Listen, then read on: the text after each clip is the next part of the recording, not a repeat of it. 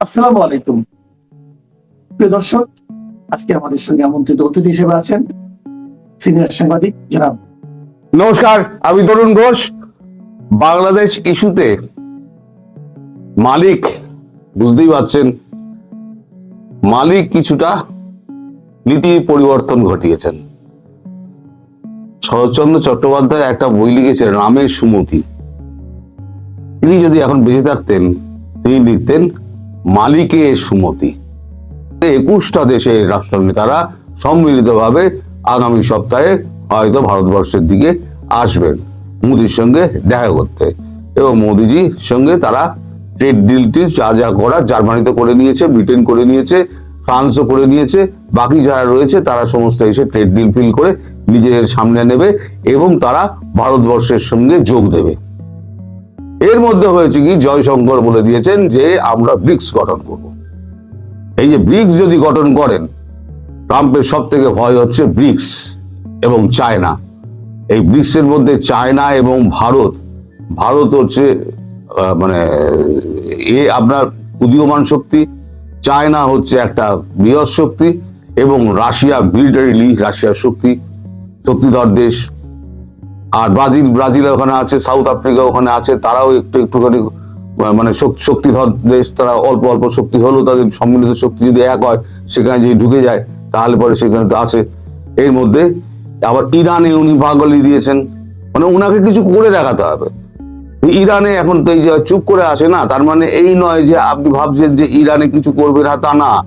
Trump এখন মিষ্টি মিষ্টি কথা বলছেন, আসলে যখন ইরানের বিক্ষোভটা পিকে যখন উঠবে না, তখন দেখবেন বুটস অন গ্রাউন্ড করবে। আর বুটস অন গ্রাউন্ড কাকে দিয়ে করাবে? পাকিস্তানকে দিয়ে করাবে। দেখে নেবেন। আমি বহুদিন আগে বলেছিলাম ইরানের বুক পিঠে যদি কেউ ছুরি মারে তাহলে সেটা হবে পাকিস্তান। দেখবেন পাকিস্তান কিরকম পেছনে ছুরি মারে। আর ট্রাম্প শিয়া সুন্নি কার্ডটা খুব ভালো মতো খেলে দিয়েছে। ইরান হচ্ছে শিয়া আর পাকিস্তান হচ্ছে সুন্নি। শিয়া সুন্নি কার্ডটা একদম গুছিয়ে খেলে দিয়েছেন। তাহলে রয়ে গেল এখন ভারত।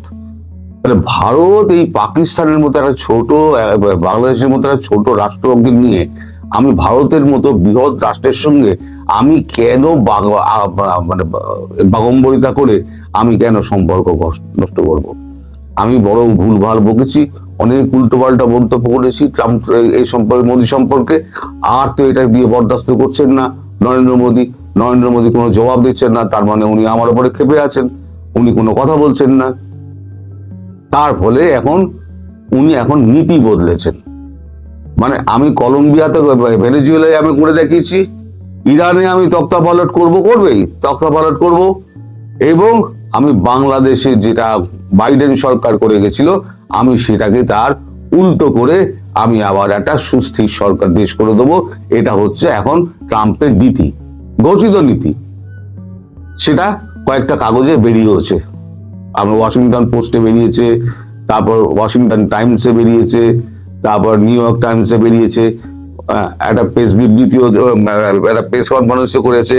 ল্যাভিটো বলেছেন, ওনার যিনি মুখপাত্র ল্যাভিটো বলেছেন যে বাংলাদেশ সম্পর্কে তিনি একটু অন্যরকম ভাবছেন। এখন অন্যরকম ভাবা কি, একই ঢিলে দুই পাখি মারবে।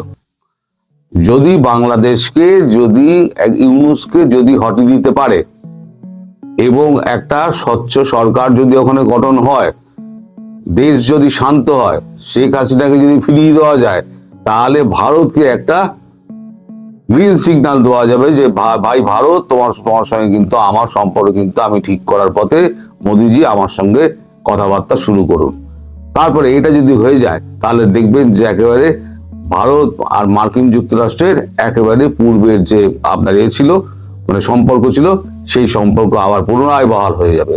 তবে ল্যাভিট এবং যা ইঙ্গিত দিয়েছেন এবং ট্রাম্পের যা বক্তৃতা আমি শুনেছি, তাতে ট্রাম্প পরিষ্কার এটা বলছেন যে ভুল হয়েছে, যেটা মার্কো রুবিও বলেছিলেন যে ভুল বাইডেন, এখন বাইডেন প্রশাসনের নামে এখন পুরো এটা দিয়ে দিচ্ছে ব্লেমটা।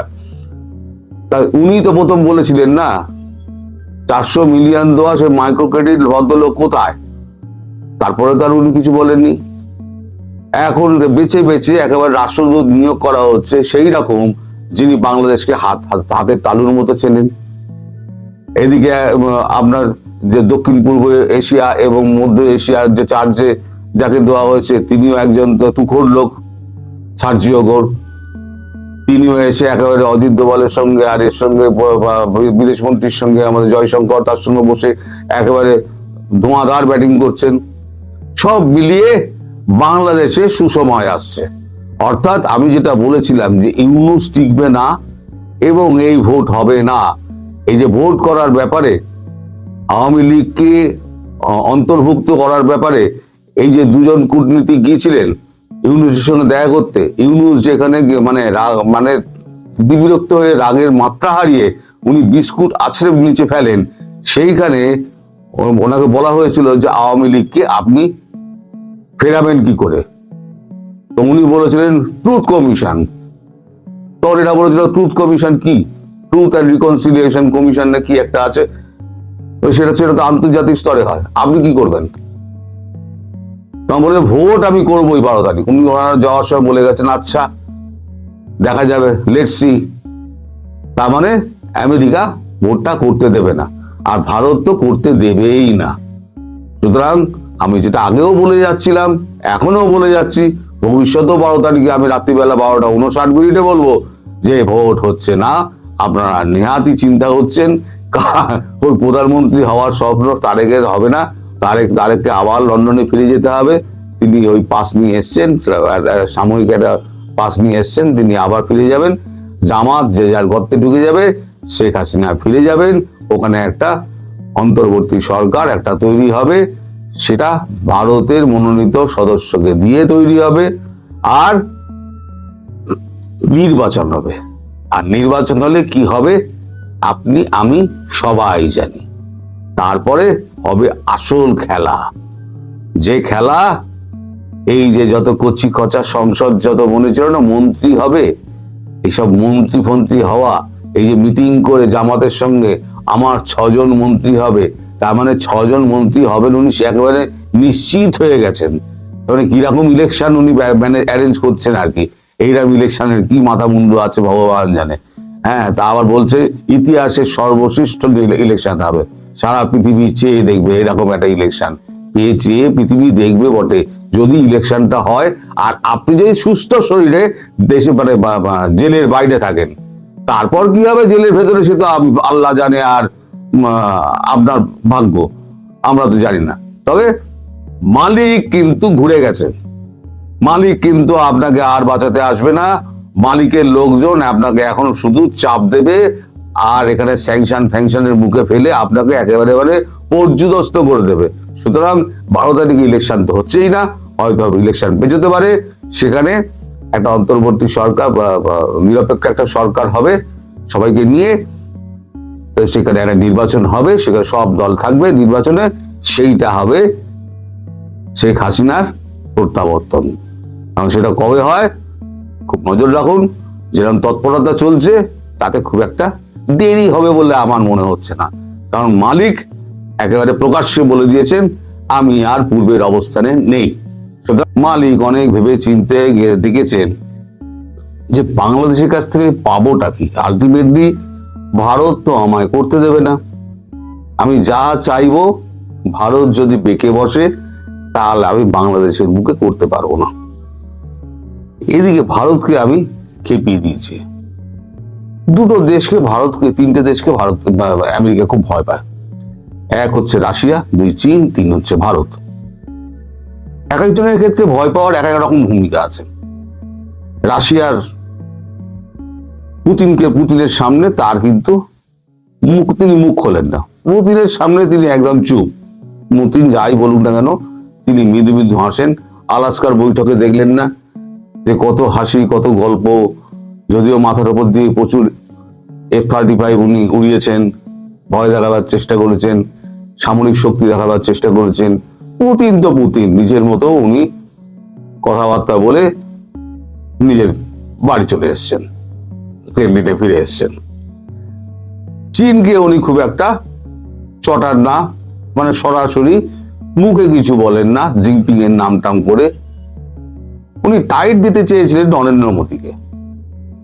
নরেন্দ্র মোদীর নাম করে নানান রকম সোশ্যাল মিডিয়ায় তার প্রচার, ভারত পাকিস্তানের যুদ্ধ নিয়ে তার মধ্যস্থতা দাবি, তার মধ্যে ট্যারিফের ট্যারিফ আমরা করবো না, বা বাণিজ্য চুক্তি করবো না, এসব অনেক গেজা ফেজা গুলফুল বেড়েছেন। দেখেন কোনো গুলিই তো কাজ হচ্ছে না। নরেন্দ্র মোদী তো ফোনও তুলছেন না। এদিকে করেছে কি, এখন মিড টার্ম ইলেকশন এগিয়ে আসছে। মিড টার্ম ইলেকশনে যদি কিছু না করে দেখাতে পারেন, তাহলে পরে তো তার তো ভীষণ সমস্যা, ইমপিচ হওয়ানো একেবারে সময় এসে যাচ্ছে, কারণ সব এখন তার বিপক্ষে চলে গিয়েছে। উনি করলেন কি, উনি ভেনেজুয়েলার দিকে চলে গেলেন। আমি এটা কেন আগের কথা এই কারণে বলছি, তাহলে বাংলাদেশের ব্যাপারে আসতে আমার সুবিধা হবে। তাহলে বাংলাদেশের প্রেক্ষাপটটা আপনারা বুঝতে পারবেন যে রামের সুমতি হঠাৎ হলো কেন, মালিকের সুমতি হলো কেন। তো অভিযোগ কি করা হলো? অভিযোগ করা হলো সেখান থেকে প্রচুর ড্রাগ আসছে, মাদুরোর দেশ থেকে প্রচুর ড্রাগ আসছে। একেবারে রাতারাতি গিয়ে মাদুরোকে বল দেওয়া করে নিয়ে চলে এলেন সস্ত্রীক। আজ পর্যন্ত তারপরে ভেনেজুয়েলা থেকে ড্রাগের কোনো গল্প শুনেছেন? শুধু তেলের গল্প শোনা হয়, এত তেল আমরা নেবো, এত তেল বেচবো। ড্রাগের কোনো গল্প কিন্তু সেখানে নেই। এখন তিনি ধরেছেন গ্রিনল্যান্ড। বাঘের মুখে রক্ত পড়ে গেছে, বলেছি বাঘ রক্তের স্বাদ পেয়ে গেছে। এখন ধরেছেন গ্রিনল্যান্ড। এখন গ্রিনল্যান্ড উনি বলেছেন আমি দখল করব, জোরপূর্বক দখল করব। এখন এই নিয়ে ন্যাটোর মধ্যে গন্ডগোল লেগে গিয়েছে। 32টা দেশের মধ্যে আগে তো ব্রেক্সিট করে বেরিয়ে গিয়েছে যুক্তরাজ্য, মানে ব্রিটেন আগে বেরিয়ে গেছে ব্রেক্সিট করে, রইল পরে 31। সেখান থেকে 31 নম্বর, প্রথম নম্বর ব্যক্তি যিনি করেছিলেন সেই ট্রাম্প বাবু, তিনি যদি মালিক যদি এখন উল্টো এখন গাইতে শুরু করেন, তাহলে রইল কোথায়? 32-এর জায়গায় 2টো চলে গেল, রইল গিয়ে 30। এই 30টা ইউরোপিয়ান দেশ এখন নিজেদের মধ্যে বিপদের আশঙ্কা করছে। তারাও একেবারে সম্মিলিতভাবে বলেছে আমরা নেদারল্যান্ডের পাশে দাঁড়াবো। এবার নেদারল্যান্ডে সৈন্য সমাবেশ হচ্ছে, ফ্রান্স ওখানে সৈন্য পাঠিয়ে দিয়েছে। একেবারে যুদ্ধের রণরঙ্গা বেঁচে গেছে। এই যুদ্ধ হচ্ছে অশুভ যুদ্ধ হবে সেটা জানা কথা, কিন্তু একটা ঘোর পেকে গেল। এই যে একটা ন্যাটো বাহিনী, এই ন্যাটো বাহিনী আদৌ টিকবে কিনা, কারণ একটা বৃহৎ অংশ দিত আমেরিকা। আমাদের মালিকের বক্তব্য হচ্ছে যে ওরা রক্ষা করবে, ন্যাটো রক্ষা করবে ইউরোপ। তাহলে আমেরিকা এত পয়সা দেবে কেন? কারণ আমেরিকার নিজস্ব শক্তি যথেষ্ট, সে পৃথিবীর নাম্বার 1 শক্তিধর দেশ। তার মিলিটারি শক্তি, তার তো বাজেটের $1.5 ট্রিলিয়ন তার বাজেটের ডিফেন্সে খরচা হয়। সে কেন এখানে নাক গলাতে যাবে? তোমাদের ব্যাপার তোমরা বুঝে দাও, তোমরা ন্যাটোকে পোষো, তোমাদের পয়সা দিয়ে পোষো, আমি এর মধ্যে যাব না। এই নিয়ে লেগে গেছে ন্যাটোর সঙ্গে ঝামেলা, একই সঙ্গে গ্রিনল্যান্ড নিয়ে লেগে গেছে ইউরোপিয়ান কান্ট্রিগুলোর ঝামেলা। এখন এই অবস্থা ইউরোপিয়ান কান্ট্রিগুলোতে একা হয়ে গেছে। তারা সব দলে দলে এবার ভারতের সঙ্গে যোগাযোগ করতে শুরু করেছে। ইটালি প্রাইম মিনিস্টার মেলোনি বলেছেন যে আমাদের ফ্রান্সের প্রেসিডেন্ট ইমানুয়েল ম্যাক্রো, তার পদাঙ্ক অনুসরণ করতে হবে। তিনি যেরকম ভাবে ভারতের সঙ্গে চুক্তিবদ্ধ হয়েছেন, আমাদেরও ভারতের সঙ্গে চুক্তিবদ্ধ হতে হবে।